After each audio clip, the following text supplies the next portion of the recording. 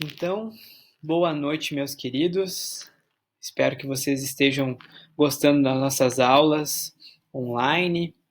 Então, hoje nós vamos dar seguimento ao Livro dos Espíritos. Nós estamos na aula 19 e nós estamos agora no capítulo 2, que é da encarnação dos espíritos. Então, hoje nós vamos falar sobre o objetivo da encarnação, por que nós encarnamos, qual a necessidade do ser humano, principalmente do espírito, ter que regressar à Terra sucessivas vezes. Tá? A alma, nós vamos falar definitivamente a diferença de alma e de espírito. Nós vamos falar também sobre perispírito. E, por fim, o materialismo. Então, os pontos que nós vamos passar na aula de hoje vão ser os diferentes objetivos da encarnação, vocês vão ver que existem mais de um objetivo da encarnação, a diferença entre alma e espírito, a definição clara e objetiva do que é esse perispírito e materialismo. Bom, vamos lá. Primeiro ponto, então, desse capítulo 2, o objetivo da encarnação. Na pergunta 132, Allan Kardec faz essa pergunta: qual é o objetivo da encarnação? E a resposta dos Espíritos nos diz: serve como forma de acessar a perfeição. Então, é através das múltiplas encarnações que nós, seres espirituais, vamos tendo experiências em vários momentos. Às vezes como filhos, depois como pais. Às vezes aquele espírito que faz parte da nossa família, que antes era o nosso pai, hoje pode ser o nosso irmão.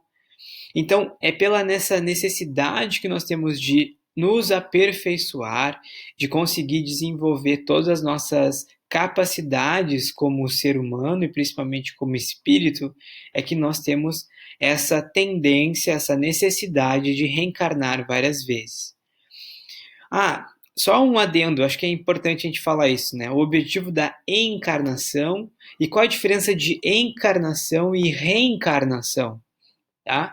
Quando a gente fala em encarnação, seria aquela vinda, né? Aquele momento onde a gente fala do espírito que está no plano espiritual e ele vai encarnar na Terra, né? A reencarnação é o fato do espírito fazer isso várias vezes. Ele fez uma, ele fez duas vezes, por isso que a gente fala de reencarnação, né? Eu vou revisar, eu vou fazer algo de novo, eu vou revisar, eu vou olhar de novo, eu vou reencarnar, então eu vou encarnar de novo, tá?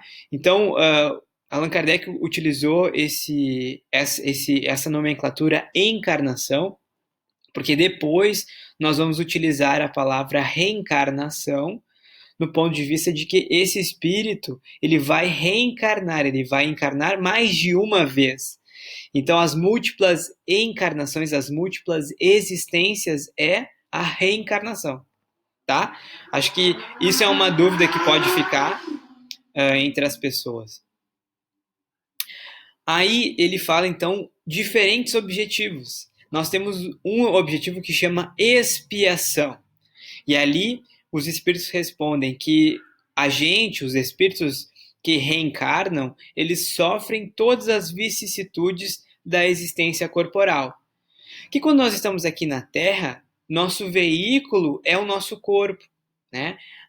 Tudo que nós vemos, sentimos, todos os nossos 5 sentidos são todos relacionados à matéria, ao corpo físico, à existência carnal, né?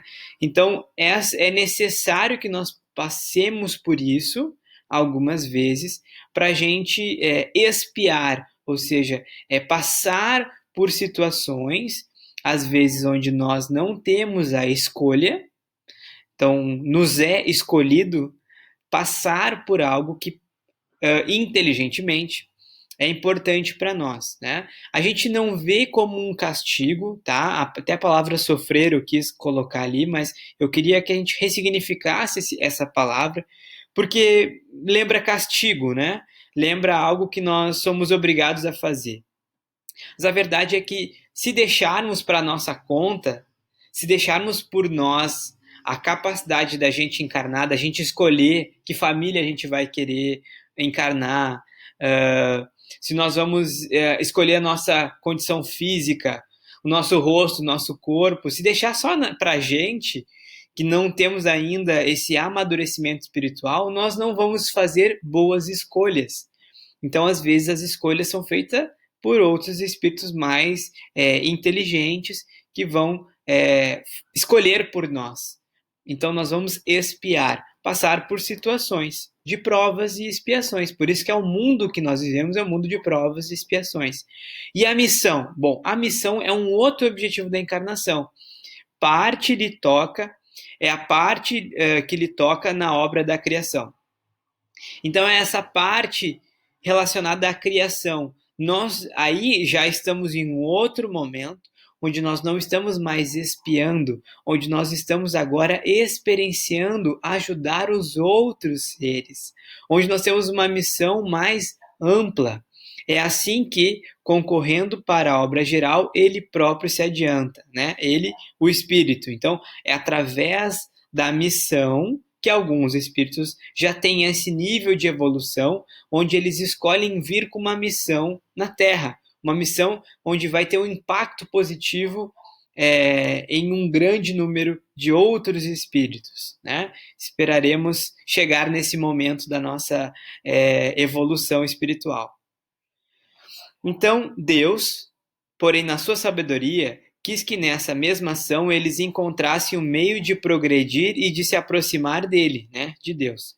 Deste modo, por uma admirável lei da providência, tudo se encadeia, tudo é solidário na natureza. Então, a gente, quando encarna, quando está aqui, e quando, por exemplo, existem pessoas que hoje são cientistas desenvolvendo uma vacina para que a gente possa ser imune ao coronavírus. Então, são seres que estão tendo uma missão de estudar, e isso por si só vai ser positivo para ele como ser, né, como espírito. Mas, além disso, ele pode ter um impacto muito positivo na vida de uma população inteira, a vida mundial, né, de todos os seres humanos da Terra, né, se a gente desenvolvesse essa vacina. Então é um exemplo de missão e como nossa vida depende da vida do outro. A gente vive em uma ecologia, em uma perfeita harmonia com a Terra. E essas múltiplas existências vão fazendo com que a gente se dê conta disso também e que a gente possa ser mais ter esse olhar mais ecológico, mais abrangente em relação a nós mesmos e aos seres também, seres que não são humanos, né? Os outros animais, nós fazemos parte dessa grande dispersão de animais que estão aqui evoluindo. Então, todos nós somos irmãos perante Deus. Olha essa pergunta que interessante, a 133. De que serve aos espíritos terem seguido o caminho do bem, se isso não os isenta dos sofrimentos da vida corporal? Então, Allan Kardec ele perguntou aqueles espíritos que resolveram seguir a senda do bem, que resolveram se estudar, se desenvolver, né, e não fazer mais o mal.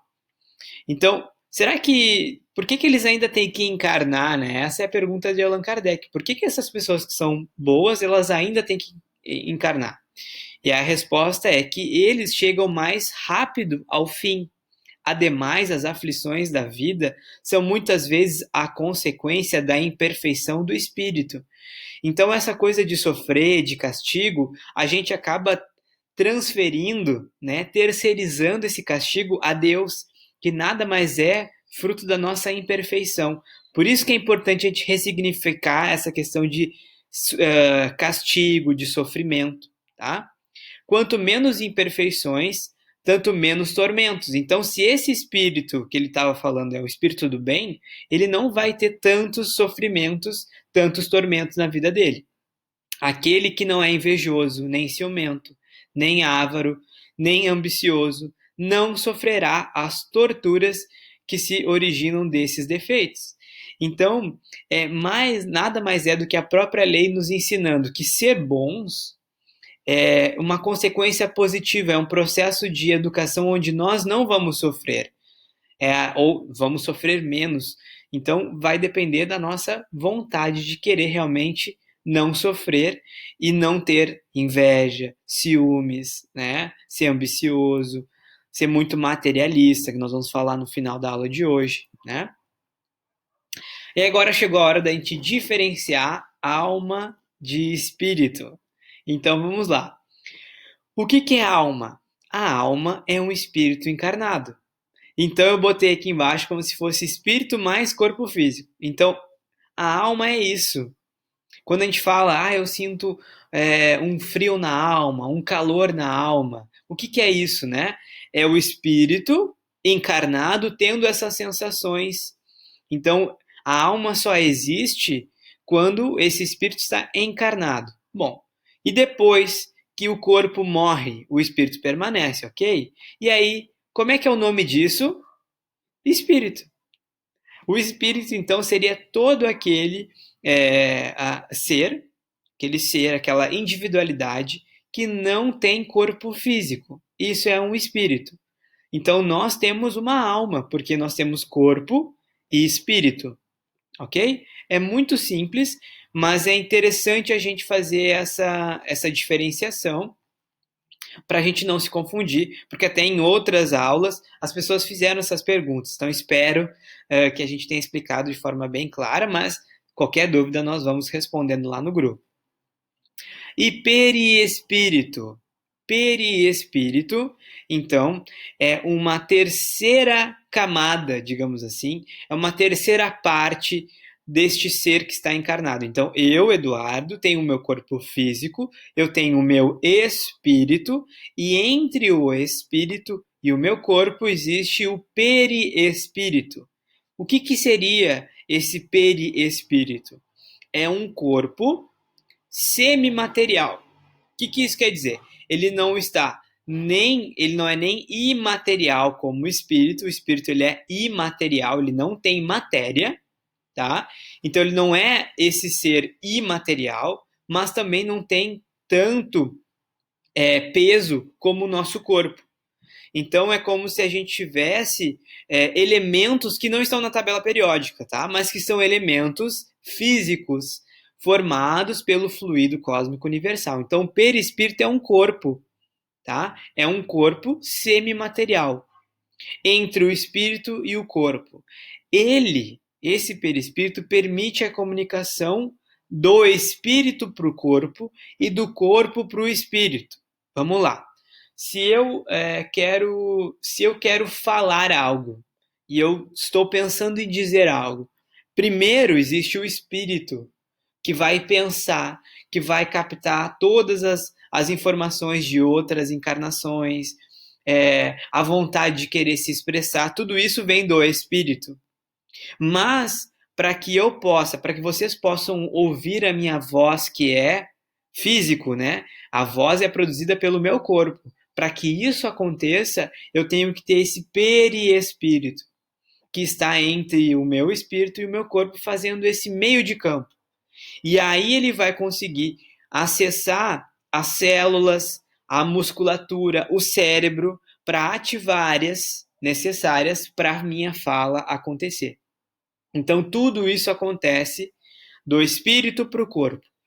Quando é que acontece do corpo para o espírito? Quando eu olho algo, quando eu vejo algo. Então todos os meus 5 sentidos, eles são captados pelo corpo e são transferidos, estão enviados para o espírito, que ele sim vai se encarregar de entender. Então olha só como esse caminho, né, acontece, é através do perispírito, ok? Espero que vocês tenham entendido, tá?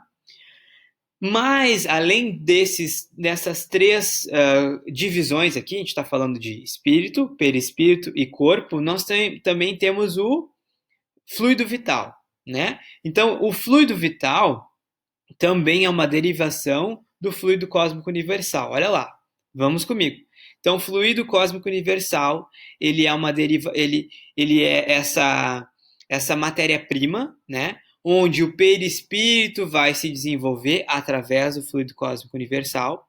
O princípio vital também vem do fluido cósmico universal e o meu corpo também. O meu corpo são células, né? Formado por moléculas, formado por átomos, e esses átomos estão na tabela periódica. Então, tudo isso é fluido cósmico universal organizado de forma diferente. E o princípio vital, que eu estava falando antes, ele vai animar o meu corpo. É ele que vai dar essa energia para que o corpo, o corpo orgânico, ele se movimente, ele realmente possa fazer, ele seja animado, ele vai trazer essa capacidade de animar o corpo. Tá? Então, olha como é importante cada partezinha dessas. Mas quem é que comanda tudo isso? O espírito. Ok?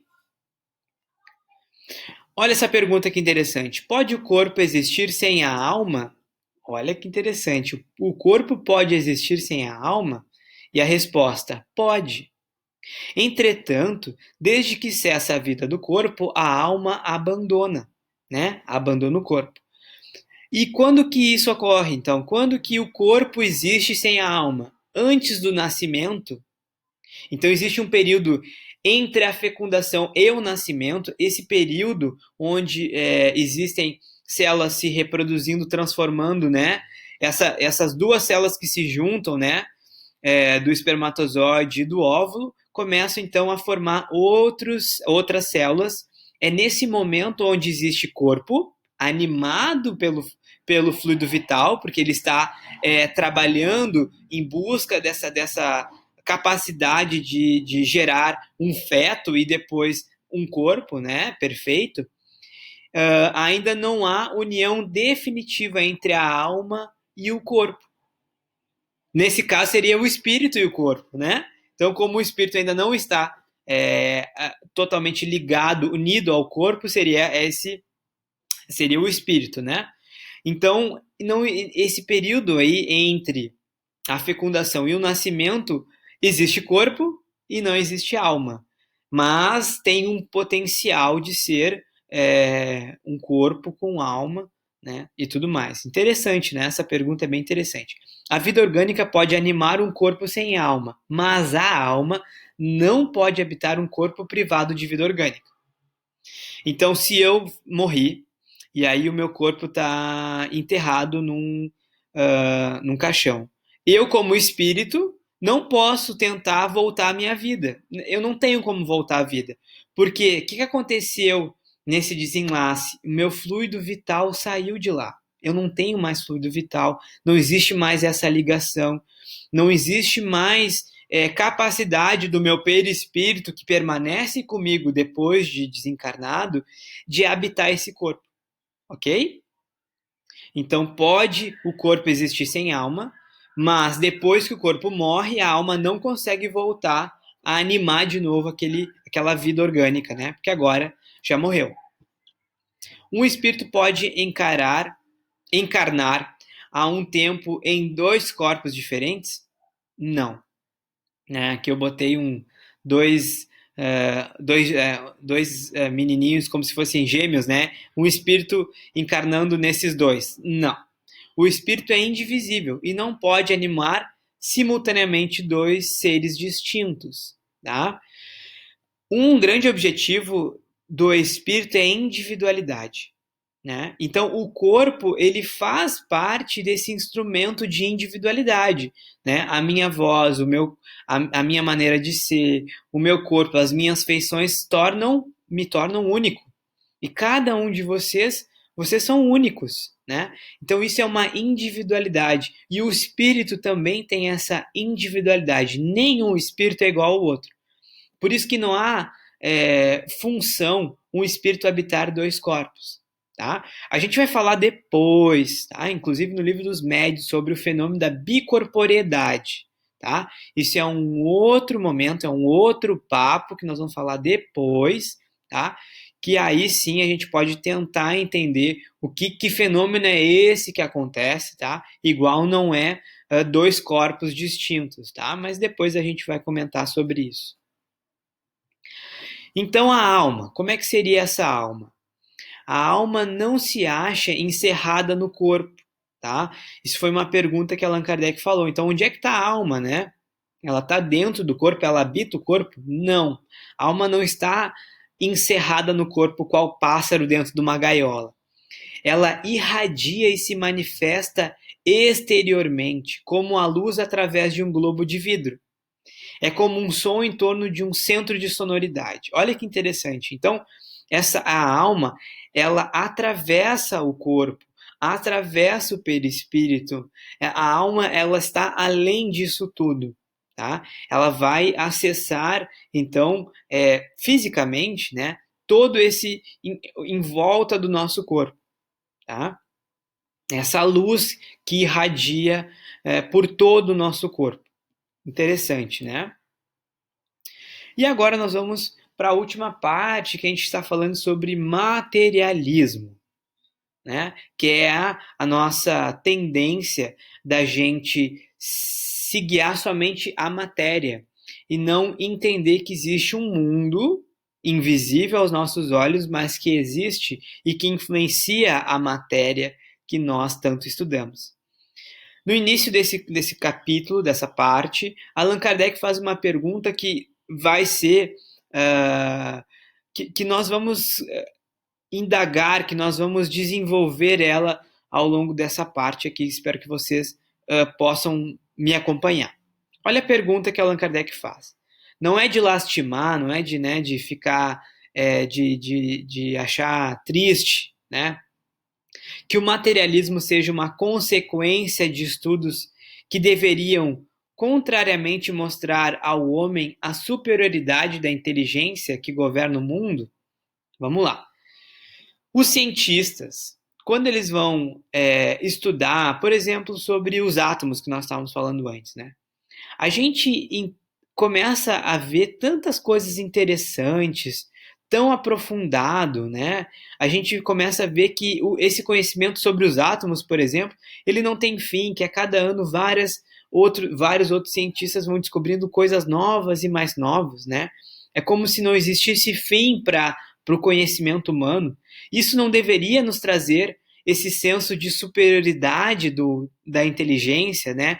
Esse senso de que Deus realmente existe e ele é superior a tudo isso? E pelo contrário, esses cientistas acabam sendo materialistas, acabam negando Deus, acabam aceitando só a matéria, né? Acabam pegando a causa e a consequência e acabam estudando a consequência e esquecendo da causa, né? Isso não é uma lástima, isso não é triste, de fato é muito triste. Quando a gente diz que a ciência se aproxima de Deus, é preciso ter olhos para enxergar isso. Senão a gente fica ligado somente na matéria e esquece que existe uma superioridade, uma inteligência por trás disso tudo. Mas, de novo eu vou tocar nessa tecla. É preciso que nós tenhamos humildade. Se nós não temos humildade, nós vamos o quê? Achar que tudo que nós sabemos é o que basta. E que tudo isso é importante. Nós acabamos nos dando muito valor àquilo que nós sabemos. E acabamos deixando de lado as coisas que nós não sabemos. E que Deus é que sabe, né? O homem é que deles tira uma consequência falsa. Essa é a resposta dos espíritos. Pela razão de lhe ser dado abusar de tudo, mesmo das melhores coisas. Então, quando nós encarnamos, nós temos acesso à matéria. E nós nos perdemos na matéria. Nós vamos descobrindo coisas maravilhosas com isso e nós nos achamos donos disso. Nós achamos que nós não estamos descobrindo nada, que nós é que estamos criando as coisas. E isso acaba tendo consequências negativas e falsas, né? Nós achamos que nós é que somos criadores disso tudo. Isso é muito orgulho, é muita presunção, né? E isso é que nos causa mais males do que benefícios. Esse é o grande erro do materialismo, né? Olha só interessante esse ponto de vista da morte, né? Para quem é materialista, após a morte não acontece mais nada. Se não existe mais nada depois da morte, né? Então, que vida é essa que nós temos?